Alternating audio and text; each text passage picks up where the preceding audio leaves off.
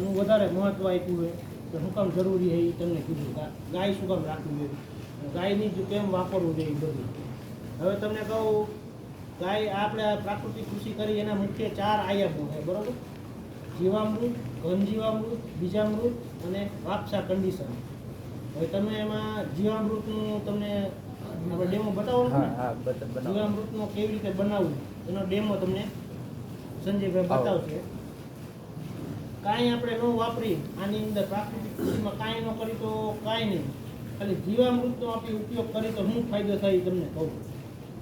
જીવામૃત બનાવવામાં કાંઈ જાજો ખર્ચો થતો નથી, બરાબર? 10 કિલો છાણ, 10 લીટર ગૌમૂત્ર, 1 કિલો ગોળ, 1 કિલો ચણાનો કે ગમે કઠોળનો લોટ, પછી ઝાડ નીચેની એક મુઠ્ઠી એક માટી, 4-5 દિવસ તમારે છાંયે રાખીને એને હલાવવાનું, કમ્પ્લીટ એની અંદરથી સુગંધ આવવા માંડે એટલે તમારે એ વાપરી શકો. જીવામૃત શું કામ આપે જમીનમાં એ તમને કહું. જીવામૃત આપણે અત્યારે જમીનની અંદર આપણે પાક બધાય વાવતા હોય તો પાકમાં વધારે ખાતર ને આ તે બધું આપણે વાપરતા હોય તો પાકને જરૂરિયાત જે પોષક તત્વો હોય આપણે કોઈ જમીનની લેબોરેટરી કરાવી છે કોઈ? જમીનની તમે લેબોરેટરી કરાવો ને તો એમાં શું આપે?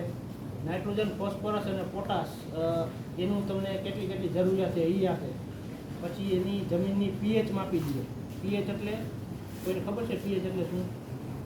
પીએચ એટલે એસિડિટી. આપણે કેમ એસિડિટી થાય એ રીતે જમીનમાં પણ એસિડિટી આપણે કરી નાખીએ, બરાબર?